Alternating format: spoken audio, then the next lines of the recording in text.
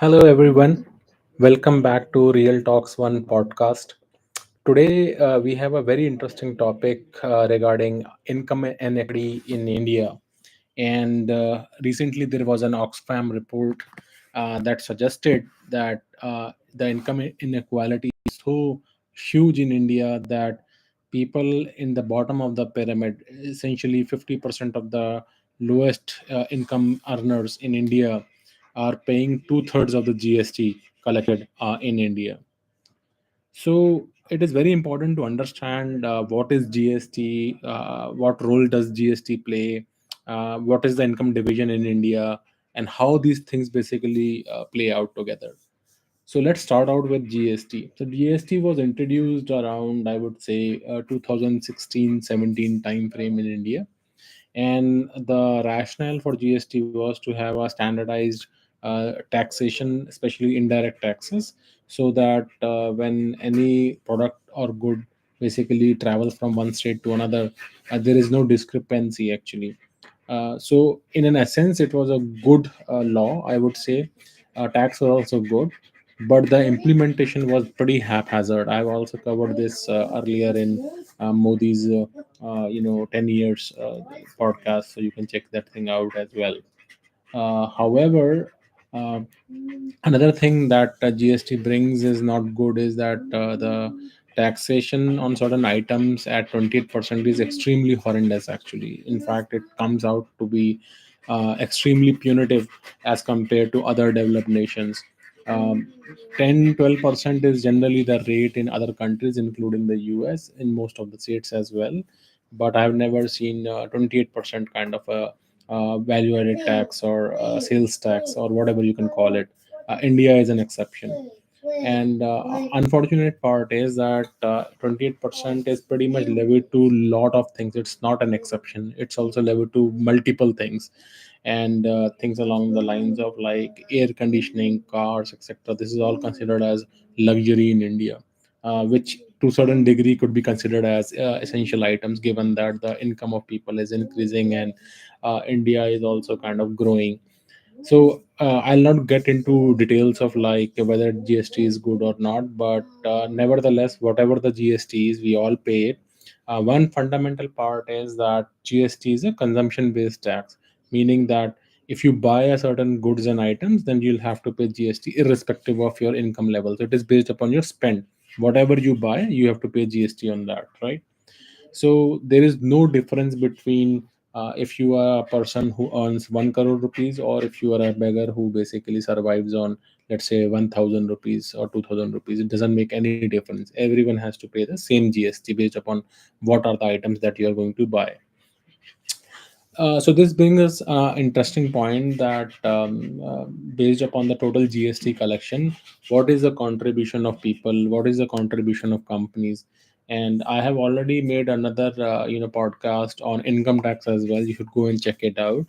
In that area, it is seen that the direct income taxes, which is one portion of the overall revenue collection for the government of India, and then there are indirect taxes, right? So indirect taxes, it is income tax for the general population and the corporate tax for the corporates. So within the direct taxes, this year basically the people contribution is 52% of direct taxes, and only 48% is corporate taxes. So the total aggregate amount of direct taxes as an income tax that people contribute has exceeded the corporate tax, which companies basically contribute. So that's one metric to kind of look at. But I would say the number of people who pay income taxes is in the tune of a few crores, right? Whereas the companies who pay taxes are only in the tune of few lakhs. So per capita contribution of companies would be much higher than the per capita contribution of people. So that part we have to understand. But nevertheless, the aggregate amount that the number of people basically pay is higher than the aggregate amount that the corporates pay in direct taxes, which should be the case anyway, because there are much more number of people, at least 10 times more number of people than the companies that exist. Now, moving on to indirect taxes, which is basically GST. In the GST, if you see, first of all, I want to burst the myth how the contribution is. So lot of companies actually pay a lot more GST as compared to the individual people. And again, as I said, number of companies lot less as compared to the number of people that we have. And if we think that pretty much everybody pays GST in India, at least there will be 100 crore people, if not more, paying GST, right? Whereas if you compare companies will be in few lakhs, maybe 10, 20, 30 lakhs. Probably these would be the number of companies that are paying GST. So the contribution is such that in the GST section, almost 6 to 67% GST is being paid by companies, and remainder, which is 33 to 34%, is paid by the people. So people contribution is only 34% of the overall GST collection. So first myth is this, that people are paying higher GST, even higher than the companies. That is completely absurd. So right now, as it stands, companies pay the lion's share of the GST, almost over 60%, whereas the people total contribution is less than 40%. Approximately 34% is the total number. Now, if you divide the income, brackets of people, and I have even covered this topic also, you can check that podcast as well. That top 10% of the people in India pretty much are the ones that pay basically income taxes. Everybody else doesn't even pay income taxes. But this doesn't apply to GST, as I said, right? GST is paid by everyone. Whosoever buys anything in India has to pay GST, because GST is applicable to major product items except for open fruits and vegetables and open rice and pulses, daily eatable items and produce. Probably GST is not applicable, but larger part of any packaged goods, GST will be applicable. So if you divide the entire population, I was able to get some numbers. I have updated that in the section as well. You can check out the detail section of this video, where I have created like a pie chart for explanation. It seems like that if I take the top 20% of the population, then the next 30% of the population, and then the last is your bottom 50% of the population. If these are the three sets that we divide, then it is very characteristic to find that the GST contribution of top 20% population is double. Basically, almost 41% GST is paid by the top 20% population. And that makes sense. The reason why? Because even though the number of people in the top 20% will be very less, because 140 billion people are there, so top 20% is pretty much 3 crore people, right? So these 3 crore people spend so much because they buy luxury goods, they buy luxury cars, houses, etc. Each of them attract GST, and many of these luxury items have 28% GST, right? So their contribution with respect to their numbers is oversized. So they, even though they represent 20% of India, but they're contributing to almost 41% of GST, which is double their basically numbers. So their contribution is very immense. Second number is for the next 30% of the population. They pay approximately another 31% of the GST. So they are almost in proportion to their population. Whereas the bottom 50% hardly pay 28% GST, which is half of their population. So even with such a huge population, aggregating all the GST number paid by the bottom 50%, it only amounts to 28%. So it is very important I burst this myth, and I have created a pie chart. You can check it out in the links. You can see when you read the details, you'll be able to see that. And you can also read the OXFAM report. I have also linked like a there was a online report by, I think, one of the newspapers just came out right now. Unfortunate part is that this myth has been spread across multiple channels, including news media and multiple YouTube channels. They are proposing this myth that in India the income inequity is so huge that even the tax inequity is even higher. That like the people who do not have anything are paying more GST than the people who have everything, so they should be taxed even more. So this is a myth. But one silver lining in this place is for sure that the people who are poorer, right, their income levels are so low that the portion of GST that they give as respect to their incomes is definitely very, very high. So I can give this as an example. If there is a person who only makes 25,000 a month, right, which is typically an entry level salary for a, let's say, a delivery boy, etc. Uh, and we know for sure people in the even the next 30 that I talked about, 30% of the population after the first 20% will be mostly these people who are making 25,000 around this 25,000 per month, right? So if they basically spend money on, let's say, eating bread and uh, like drinking milk, etc., and they buy these packaged items, so it could be possible that they are spending like 4 to 5,000 rupees per month just in these groceries and daily necessities, right? Which is almost 20% of their earned income.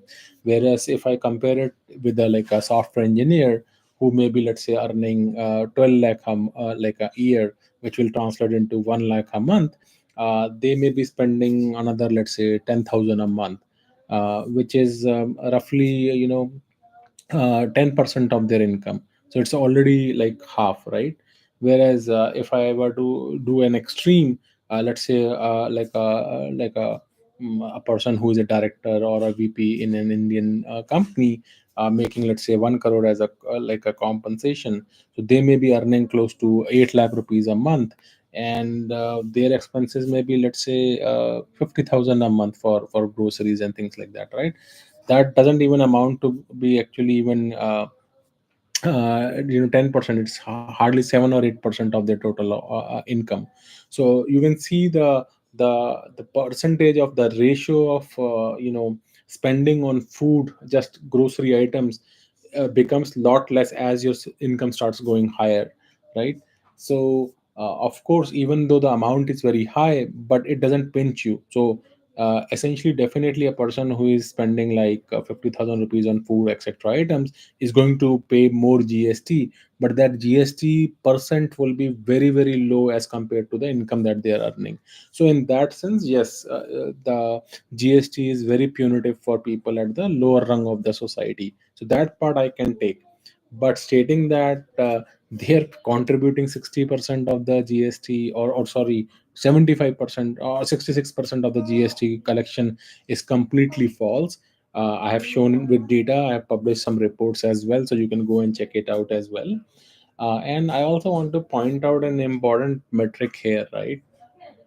Even in the US, if I were to take an example, income equity here is also very, very diverse, right? So on one hand, you have a lot of homeless people. You go to any larger city here in the US, whether it is San Francisco, I saw that in Austin too, or you go to like Seattle, LA.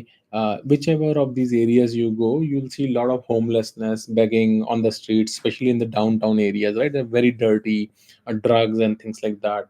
So you would see that this is pretty prominent in a lot of US cities, and same is the case in Indian cities also. Any place you go, like Delhi or Varanasi or Agra, Lucknow, Jaipur, or even like Bangalore or Hyderabad, you'll see a lot of these beggars, and like especially in the areas that have marketplaces and things like that, right?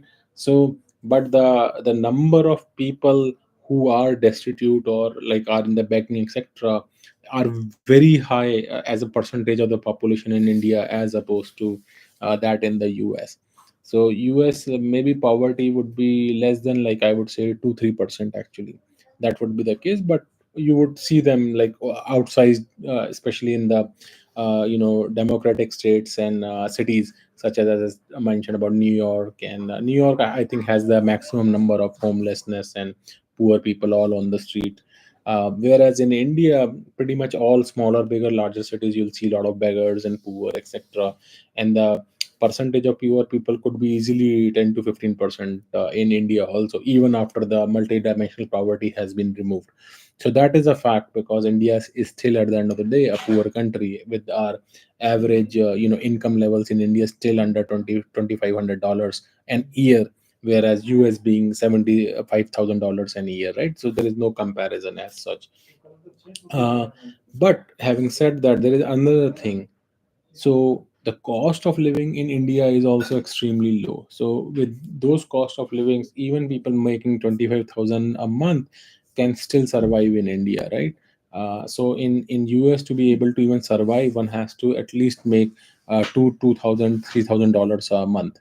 if they don't make that kind of money, which translates into almost 36,000 dollars an year, they'll be barely be able to survive, right?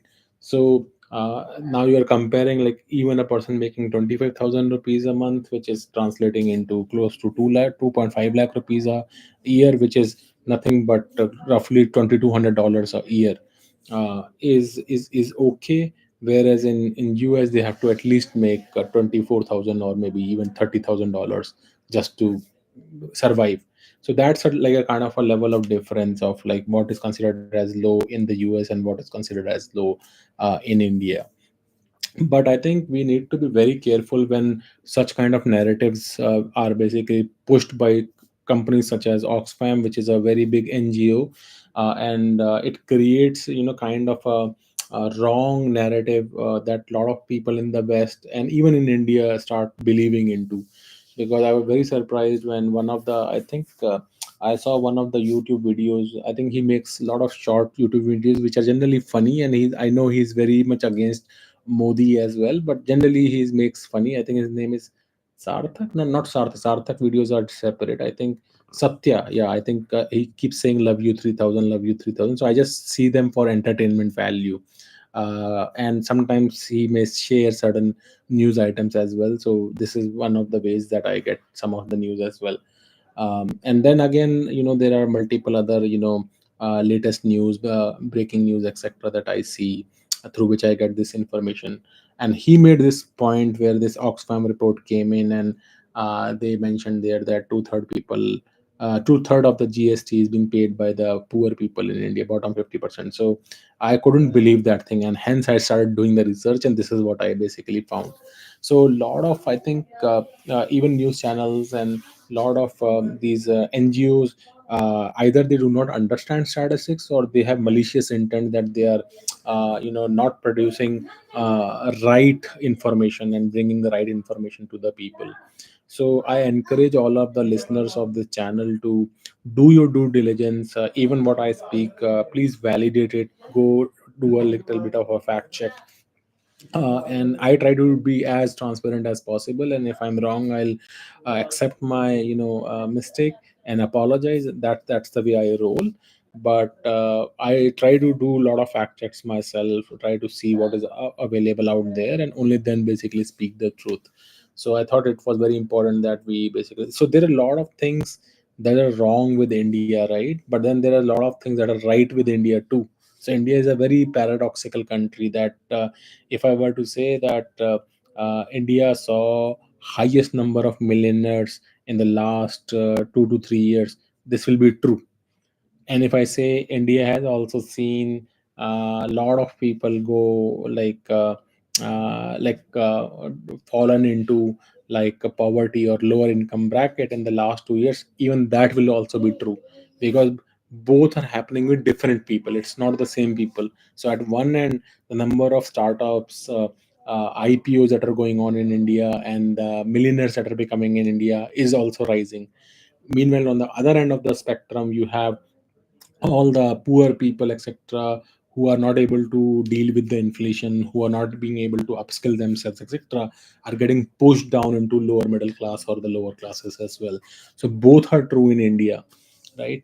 In one way, I can say India is developing a lot of good infrastructure. So if you talk about national highways, you talk about airports, seaports, etc., you'll see a lot of development happening, and which is true. But on the other hand, if you start seeing the internal infrastructure of cities and roads and traffic, you will see a lot of potholes, a lot of pollution and all. So both sides are true here as well. So India is a very nuanced place, so we can't say one thing and it will be 100% applicable to whole of India.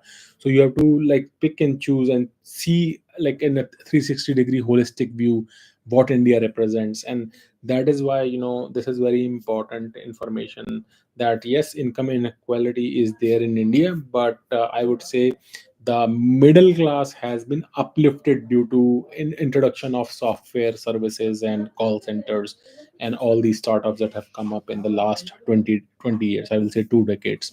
A lot of people like myself who also come from humble middle class backgrounds were able to propel ourselves in the upper middle class and the rich class, actually.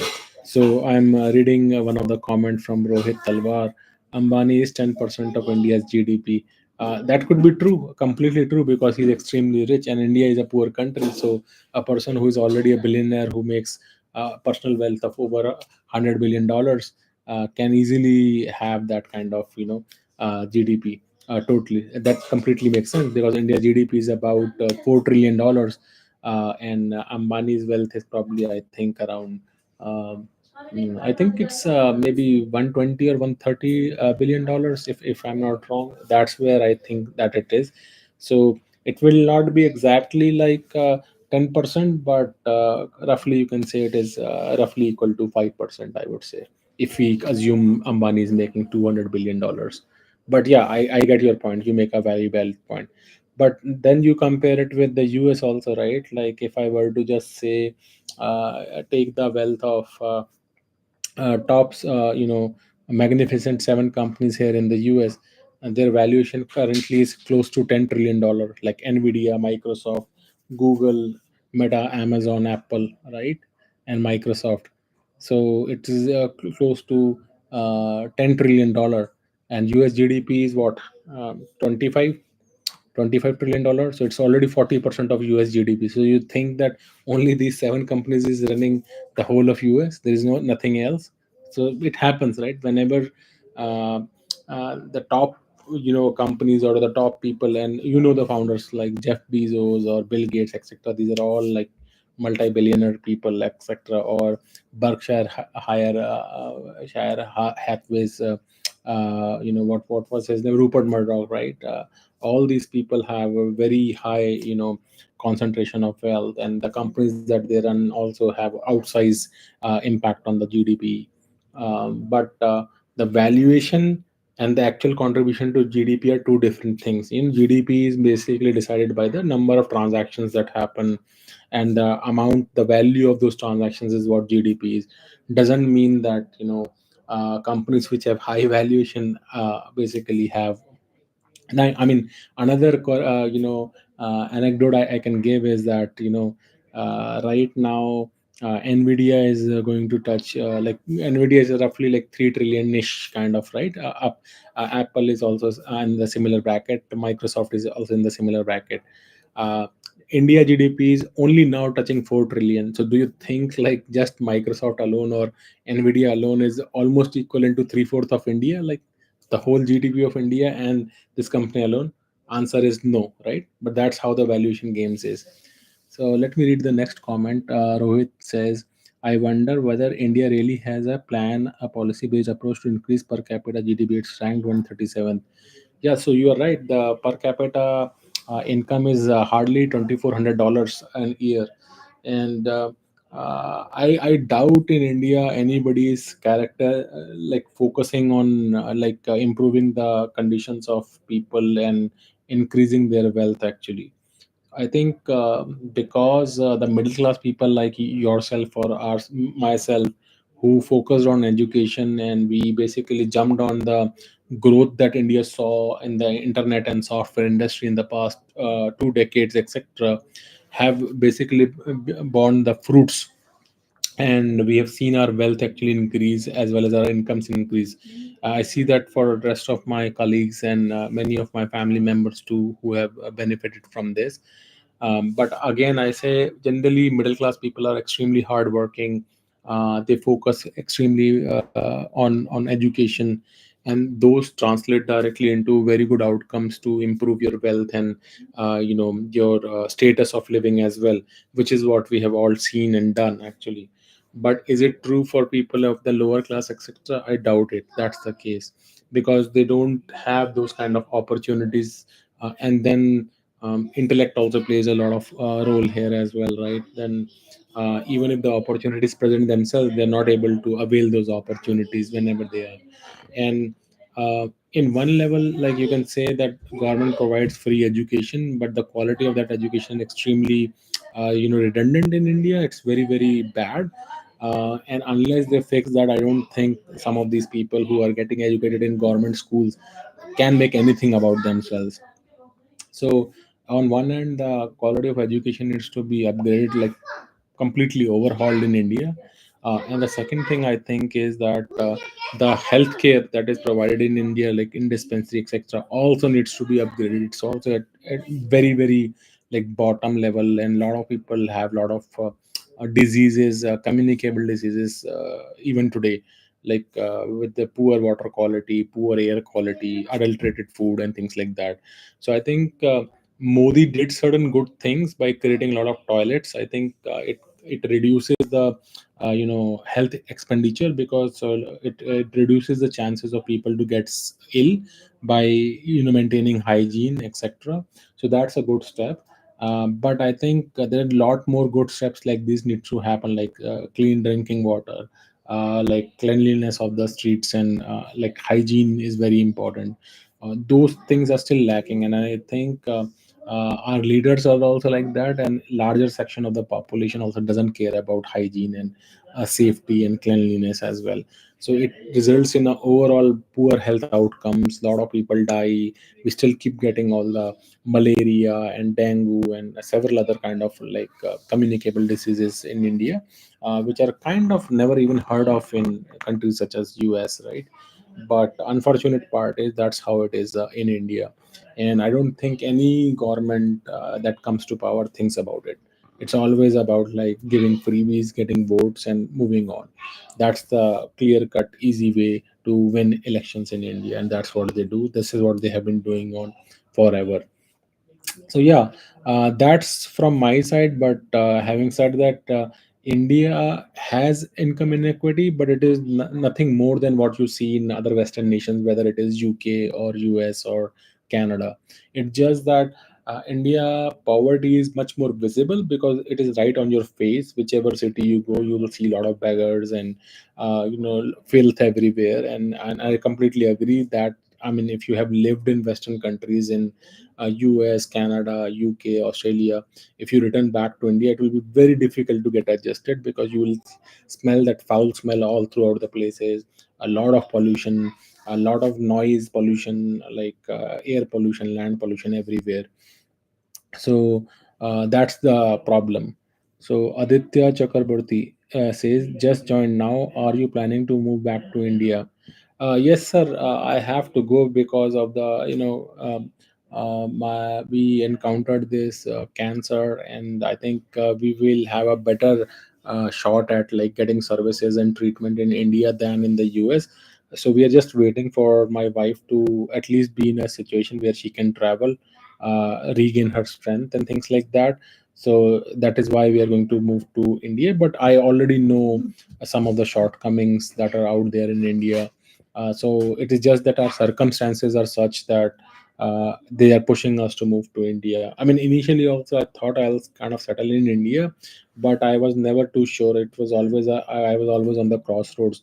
But last few months, the episodes that have happened in our family has pushed us to basically go in India, because healthcare in the US is extremely like very, very hit or miss, and mostly it is bad. It is a miss actually here, because detection here is extremely poor, access is already poor, and the intellect level of doctors is extremely low here in the US. I mean, I'm like very, very what can I even say? Like, I have never met a like an intelligent doctor here in the US. I'm like so unhappy with the kind of treatment that they gave, or the kind of level of thinking of deducing what could have gone wrong, what is the problem. Every time we talk to them, they occur to be completely dumb, and they're very much confident in what they say. So I have to technically fight them and beat them out to say, no, do what I'm asking you to do.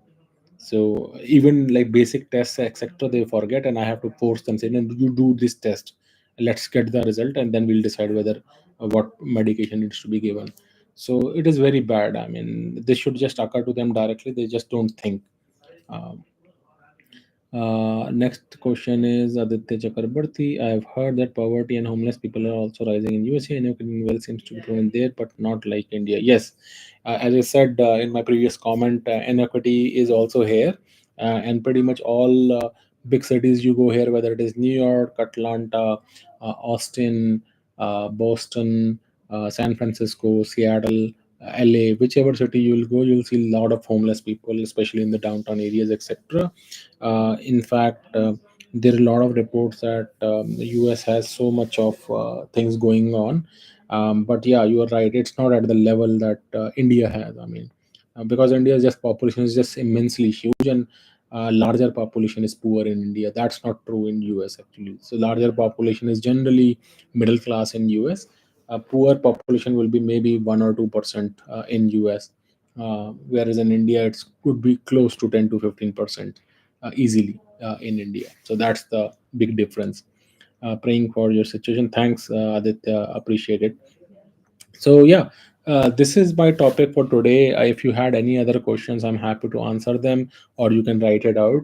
Please do share this video, because a lot of people are spreading misinformation, especially using that Oxfam report about income inequity, and poor people, like the bottom 50 people, 50% of people in India paying two-thirds of the GST in India is completely false. Actually, it's further away from the truth. Their contribution is probably only 28% of the total GST. It's not of the total GST. The total GST is like much higher. Within the people who pay the GST, they pay only 28% of that. The top 20% of the people still pay close to 41% of the GST in India. So that's that. And with that, I'll say check out for now. We'll come back with another video. Till then, take care, have a nice day, and do share, like, and subscribe. And do let us know if there is any other topic that you would like to discuss. Take care, have a nice